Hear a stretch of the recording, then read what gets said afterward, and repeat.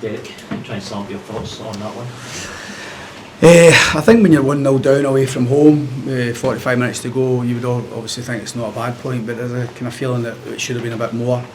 I thought we had I thought we dealt with the directness of Motherwell on at times. I think the Australian striker does well, he backs in well, links of play, gets the runners moving. I've been impressed with him, and it was at times a struggle to contain that type of striker, but I thought in the main we did a lot of what I hoped that we would do, play in the wider areas, play around their shape.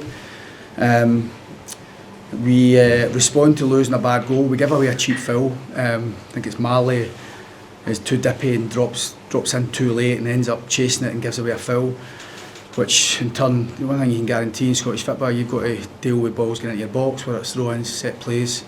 I think in open play we didn't have to deal with too much, to be honest, but when you give a team like Motherwell encouragement to put the ball in the box, especially being the home team, we should deal with it. It's like, listen, Lewis Mayall's looking for a bit of help. He's falling backwards really to try and get a bit of purchase on it. And we should deal with that situation. It's a poor goal to lose, and but other than that, I thought the response was good. The reason we went with 3 strikers today was just to try and disrupt Motherwell's backline more. There's a wee bit of a trade-off. The striker's got to drop in, and Len Miller is a 6, don't want him having a big influence in the game. And I thought out of possession that kind of worked, but in possession I needed more. I needed more thought for the strikers, more runs from the strikers. When we get into good areas, Fraser Murray, Corey Ndaba, Brad Lyons, we needed them to play like twin strikers. Even though there's 3, we needed them to one shot, one in behind. Second half, we spoke about what we wanted to do, and right from the get-go, we turned them, got them down the sides, started getting a bit of territory. I thought we had played with far more vigour, far more certainty. I thought we were terrific second half. The goal comes, which we deserved, and we had plenty of opportunities to score more than one. So, it's been a case where the type of performance was probably a lot of what I was hoping for, but we've not picked up the points. I think it's a type of performance that on another day wins you a game of football. And if the referee gives a penalty, which he should, we win the game. There's no doubt about it. I mean, he's in a brilliant position. Listen, we missed chances, so it's not just on that decision. But I spoke to Andy after the game. He knows he's got away with one.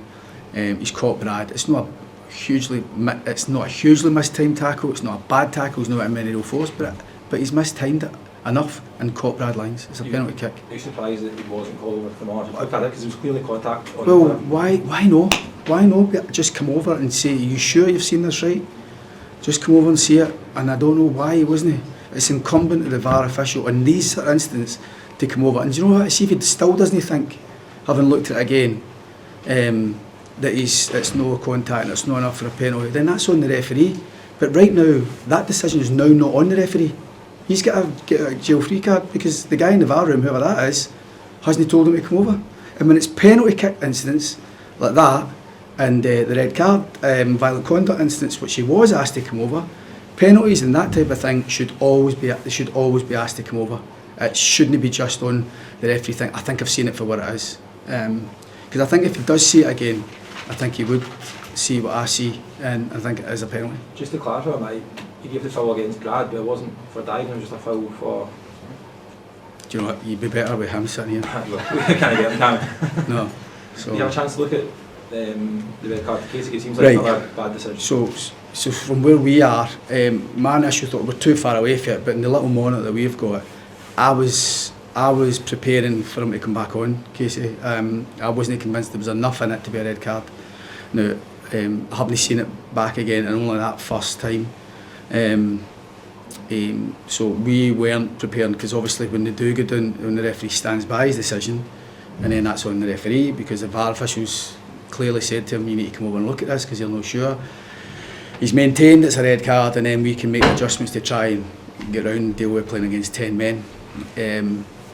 But no, I wasn't sure it was a red, truth be honest. Do you know that's an incident where referees can call players together and say, right, stop it, go on it. It's just a stupid. Yeah. Stupid. Yeah, but I think there is some referees though that we have, and I'm thinking right away without naming them, I'm thinking 3 or 4 right away that would have dealt with that the way you've just said about it. But this whole thing, and we're all talking about managers, the inconsistency of refereeing decisions for the same instance in different games. It's different. That isn't it shouldn't be depending on what referee you get. It shouldn't be, and that was another case in point. Like, I'm not here to sit and defend Motherwell. We've had rough. Everybody wants to banjo us and give us it tight for getting red cards. We've had the fewest fouls as a team in the Premier League this season. Yeah, there's this narrative that we're such an aggressive, dirty team because of the red card count, and it's hard to defend it. But I actually think we've only 2 or 3 rows were red cards in the true sense of it. And I think the bar's been set so low, and we're all a bit too nervous now. Even my players are getting booked first half now. Right away, I'm thinking I need to get him off. It shouldn't be like that. We're managing differently now because we're refereeing differently now. Did you feel that seeped into the dressing room in terms of players maybe being reluctant to go in for tackles because they're scared about that sort of thing? Certainly looked like tonight, 1 or 2. I don't know. I actually had an incident with Liam Donnelly at St Johnstone a couple of weeks ago, and I'm going apoplectic if he doesn't make a challenge here, if he doesn't actually make an attempt, and he's caught him, and he's had 2 tackles in the game, and he's had 2 yellow cards and he's off. We're trying to keep 11 men in the pitch, and listen, that's why there's an understanding with the big boy Casey. I don't think it is enough, just on the viewing that I've seen. I might stand corrected on it if I see it more, but at the time I've been seeing it, I was preparing for him to be allowed back on. Looked like Kieran O'Hara and Liam Howard had a couple of words coming off. Is that just a heat of the moment stuff? No sure what it was. Obviously. So, listen, I think there's a wee bit of feeling in the dressing room. It was a game that we could have won. The performance was good enough to win. Obviously, we know ourselves, when you get down to 10 men, you can still galvanise and get the job done and see it through. And I thought Motherwell did that. Obviously, you credit them when they go down to 10 men. The game just become a wee bit excitable. We go 4-4-2, we push full-backs high and on transitions. Wee boy comes on, got good speed to get them up the pitch and gave them a bit of encouragement. So it wasn't without its anxious moments, even with 10 men. But listen, Motherwell were going away fine at the minute, and a point on the road's never normally a bad point as long as you deal with your home games. And we dealt with our home game last week against Hearts, and if we can deal with Aberdeen, it'll feel like a decent point. We'll move on to Aberdeen now, guys. Well, let's keep talking about this.